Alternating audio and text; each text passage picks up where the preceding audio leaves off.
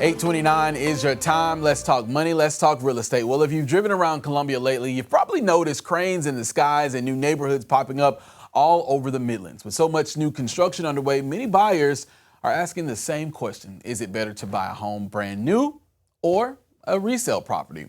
Well, this morning we're joined by a local realtor, Alana Grant, to break down the pros and cons of each, what buyers should watch out for, and how to decide which option is a better fit for your budget and your lifestyle and also your family. Thank you so much for joining me this morning. Thank you for having me. So first off, I want to talk about, all of the construction in the recent years here in Columbia. Why do you think that is right now? Well, the area is growing. If you look across town, especially in like some of the Lexington, West Columbia areas and Northeast Columbia, there is a ton of new construction going up. A few years ago, I was trying to be a diligent agent and keep track of every new construction neighborhood, and I got overwhelmed very quickly. There were like 30 coming up within a year of the area, and so there is a lot of growth happening in this area, and because of that, we're seeing a lot of new construction. And so from what you are seeing with your clients and, people reaching out to you asking questions, are you seeing more people buying brand new or, homes that are already existent? It really does depend on the buyer and what it is that they want. Some of the differences that I try to explain to clients when they're looking at new construction versus when they're looking at a resale, depending on when that resale was built, is looking for some of the things that you can't change about the home, like its location. And so in new construction, sometimes the lots could be, a con would be that the lots would be a little bit smaller, but the home is less maintenance because it has a new roof and it has a new HVAC, et cetera. As opposed to a resale, depending on when it was built, sometimes those builders use a little bit more quality in their building materials, and so you see more longevity in those products. And a lot of people, they see new home and they think, I don't have to repair as much. Is that the case all the time? It is the case some of the time. One thing that I encourage all of my clients and any buyer to do is to get an inspection, regardless of whether it's a new construction home. We have what's called pre-drywall inspections that we do, and then I always encourage my clients to get independent home inspections. So most of the builders will offer inspections as well. But at the end of the day, the homes, whether they are new or whether they're 20 or 30 years old, they were built by people, which means that there is room for error. And so you want to make sure that when you are going into a home, especially if you're not a construction connoisseur, that the home is being built well. And when you were talking about the home inspector, I follow this guy on TikTok, and he goes through and rips these homes to shreds. I'm talking brand new units or, previously owned homes. For someone who is looking to purchase a home, how would they even find an inspector? So this is a pro tip for my agents. I'll throw out there. I always align my buyers' expectations with what a home inspection might entail. I've done tons of deals in the area, and I've never seen a clean home inspection report, whether it's a new home or a complete fixer-upper. And so I was actually talking to one of my clients yesterday where I'm sending her a report on a home, and I'm like, a normal report might be 30 to 60 pages. And she was just blown away by that because the homes that we were walking through were move-in ready. And I said, because home inspectors have to disclose everything that's going on in the home. And so normally people find a home inspector through their agent. I work with a few myself in the area who are very trusted, very meticulous as well. But that's normally how you can find somebody, but you can also do a quick Google search and find a home inspector. And what are some of the hidden costs that buyers sometimes overlook when it comes to new instructions like HOA fees, landscaping, blinds, and all those things? So it also depends on the builder, but sometimes which is why I suggest, even if it's new construction, that you hire your own agent, because sometimes buyers get excited. They walk in, they see the nice granite countertops, or they see a really clean home, but they forget that the house doesn't have blinds, or they forget that there aren't lighting fixtures in every room. And so those are things that an agent would come in and almost immediately recognize when it comes to new construction. HOA fees, If you're doing a loan, they don't get past the lender. And so it is disclosed, but it's always important to ask about those HOA fees. There are some more established neighborhoods in the area who don't have HOA fees. The neighborhoods are really established and all the neighbors just take care of their yards. But in some of the newer neighborhoods, you have more HOA fees and you have a little bit more oversight in the community because people are trying to protect their values in the newer, less established neighborhoods. Absolutely. So can buyers negotiate with builders, or is that price pretty much fixed? So there is always room for negotiation. However, what I will say is when you think about the appraised value of a property and when you think about new construction, how many of the homes are built very similarly, what an appraiser does is they come in and they look at the condition of the homes that are recently sold within a close radius of the house that you have. And so let's say you find a new construction house for $300,000 and it's the third or fourth house in that neighborhood that is built exactly the same. An appraiser won't come in and say, well, your house for some reason is worth $250,000 when these are $300,000 and they just sold, 2 or 3 weeks ago or 2 or 3 months ago. And so builders are likely to try to sell the homes for the appraised value as opposed to less than that. Where there is a little bit more room for negotiation, sometimes it's on closing costs if you use their preferred lender or their preferred attorney, or negotiating in some upgrades like, getting quartz countertops instead of granite countertops, or getting the light fixtures, the blinds, the garage door opener, things that aren't typically included. Absolutely. And so when we talk about buying a existing home, what are the advantages of buying an existing home versus buying brand new? Sometimes the existing homes have a little bit more quality in the build. I have shown a lot of houses, and the homes that were built like in between the 1980s and the early 2000s, they have a different kind of quality when it comes to the wood, and that gives some longevity to the property. However, it doesn't necessarily meet today's current aesthetic. And so you might have to come in and do some paint or change out your countertops or add a backsplash, different things like that that weren't necessarily trending when the home was built. Another advantage to buying an older home is a more established neighborhood. And so you can kind of predict what your equity is in the property and the property value, because you don't have a ton of movement coming in and out with the market kind of going up and down right now. Absolutely. And are there certain neighborhoods where buying resale simply makes more financial sense? I like, and this is personal me, not realtor me, I love the neighborhoods that maybe have a golf course in it, neighborhoods that you see a lot of brick homes, neighborhoods where you see a lot of range of homes. So you could have anywhere from a 2,000 square foot home to a 4,000 square foot home, kind of all in the same neighborhood. I like the diversity of neighborhoods where, they're not all these massive palaces, or they're not all, kind of tinier homes. So to me, I think that those are the best kinds of neighborhoods to live in Columbia. Absolutely. And when we're talking about those existing homes or those older homes, what are some of the red flags folks should look out for when they're touring those homes? I would always recommend looking out for things that are costly. Foundation, HVAC, roof, those are plumbing and electrical.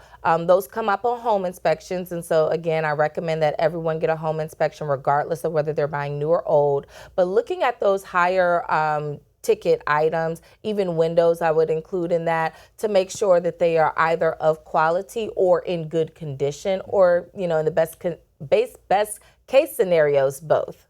And with mortgage rates where they are as we sit today, from your expertise, as of right now, does it make sense to buy brand new or an existing home? Well, I do tell people that you marry the mortgage, not the interest rate. And so your mortgage is going to stay the same regardless of what you pay for the house is what you pay for the house. Your interest rate, however, can change. There are people who purchased, homes when interest rates were 7%, and then when they went down to 3, they refinanced, which made a whole difference in their payment. But then there are people who bought when the interest rates were 3%, and now that they're 7, they're not even thinking about refinancing. Right. And so the interest rate will be the same whether you're on a new home or whether you're buying a resale. That all depends on your loan package, which is completely separate from the actual house that you purchase. And which type of home tends to appreciate more over time? Well, that also depends. I've seen some new construction neighborhoods where if you can get in on the first phase, by the second or third phase of that neighborhood, you could have $20,000, $40,000, $60,000 in equity, and in no time. Whereas in some of the older neighborhoods, depending on the size of the home and what people purchased those homes for, back when they were being built, they see, hundreds of thousands of dollars in equity. And I kind of want to get into the homeowners insurance aspect. I've had a couple friends whose home flooded and they were insured, but they didn't have flood insurance. So one, talk about the differences in the home insurance versus flood insurance, and also which one is generally more affordable, a new home or an existing home?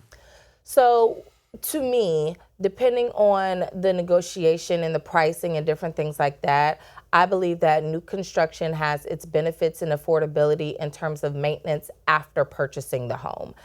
You can move into a move-in ready home and you don't have to worry about any of the major things going wrong because you have those warranties. A lot of builders will provide you with a 10-year warranty on the roof or the HVAC or the foundation, and they will come in and fix those things if something were to go wrong.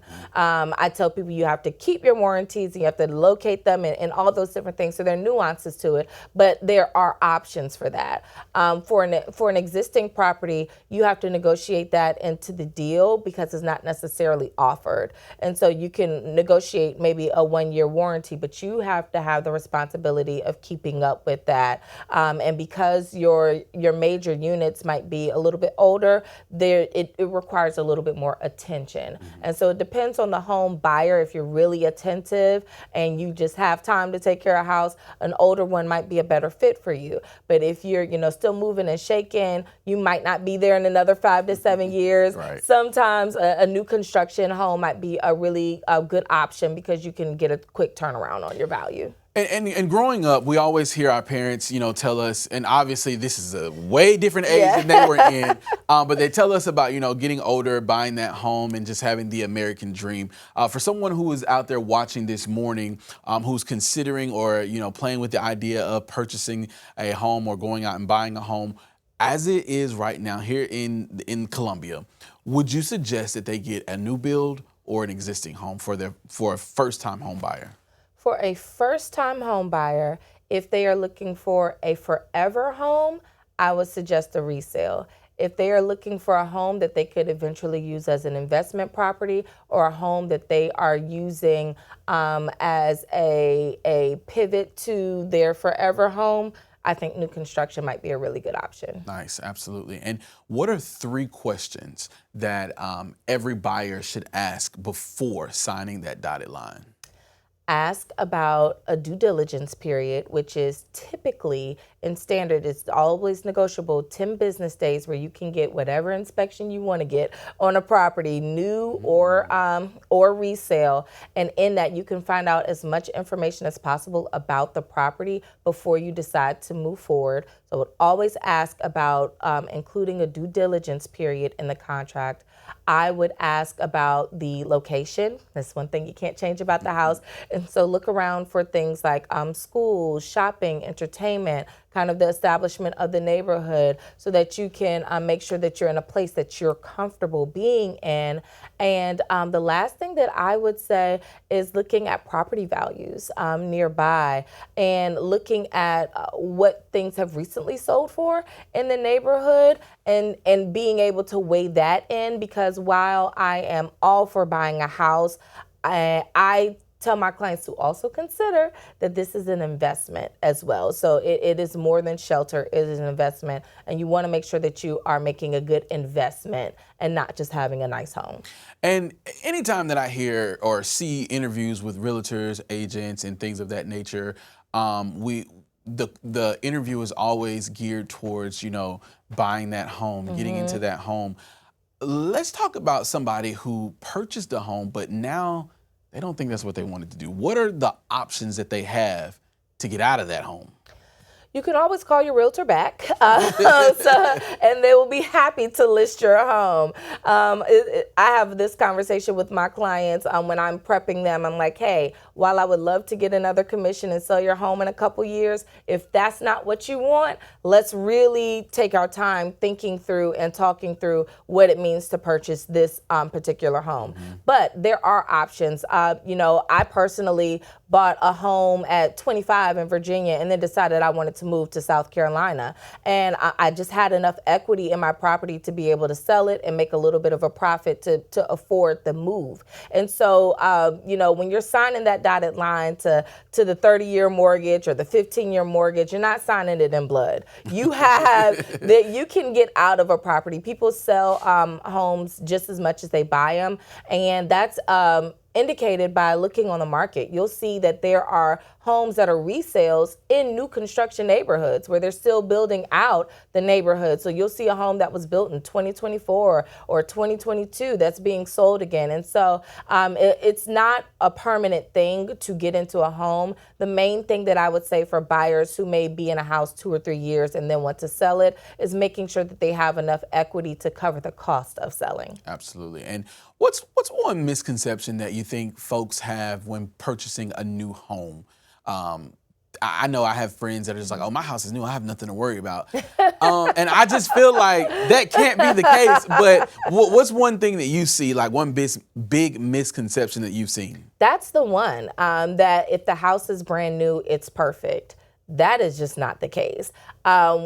This is why I really harp in on making sure that you get those inspections, and that if the house is new, that you don't have any maintenance. That's not true as well. You still need to get, even though your HVAC unit might be new, you still need to get it serviced. Even if your gutters are new, get them cleaned. Even if you have new grass or new sod being laid on the ground, you still need to cut your grass and water your grass and different things like that. And so it might be lower maintenance, but that doesn't mean that new construction is no maintenance. And for folks watching this morning or today, rather, if they have no idea how to start the process of purchasing a home, how can they do that?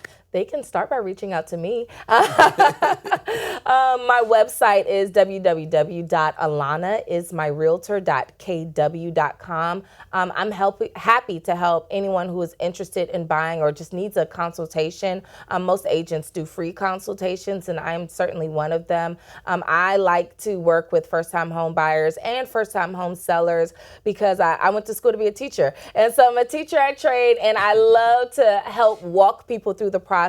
It really does lower the anxieties and the future problems around, potential problems around owning a home. And I know some people, they feel like there would be so many barriers as far as credit, finances when it comes to purchasing a home. There are programs that can help people in situations like that, correct? Yes, there are tons of down payment closing cost assistance programs. That's a big thing, particularly for our millennial and Gen Z buyers, because who has that kind of cash these days in this economy? But then there's also some of the lenders will also help you with giving you advice on things you can do to fix your credit in the time frame that you need to purchase a home. And so there are tons of options out there. I recommend going to a realtor because realtors know all these different professionals. Like we know home inspectors, we know lenders, we know attorneys, we know all these different professionals, and we can kind of help you navigate finding all these different professionals that all are on your home buying or home selling team. Absolutely. Well, I definitely appreciate you, Alana, for stopping by and dropping these gems on us like you always do. Thank you. And also, shout out to the kids at home watching this morning. We appreciate babies. y'all. And so if you would like to see this interview in its entirety, we're going to place it on our website, WLTX.com. We'll be right back. Thank you.